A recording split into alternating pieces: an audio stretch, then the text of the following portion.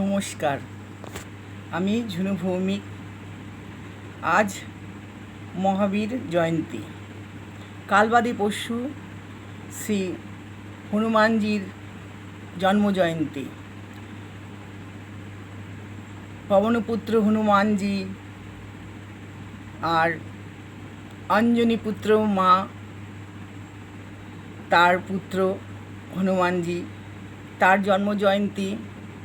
সবাই যেখানেই পুজো হবে আপনারা সেখানে নিশ্চয়ই যাবেন।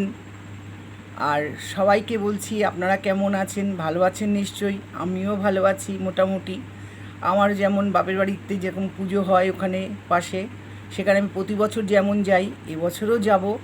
আপনারা সবাই আনন্দ করুন, পুজো করুন। যারা যে যেরকম পারবেন ঘরে দেবেন পুজো, ঘরেও পুজো দিতে পারেন। আমি পুজো ঘরে সেরে তারপরেই ওখানে যাব। আপনি আচ্ছা, তবে আজকে রাখি।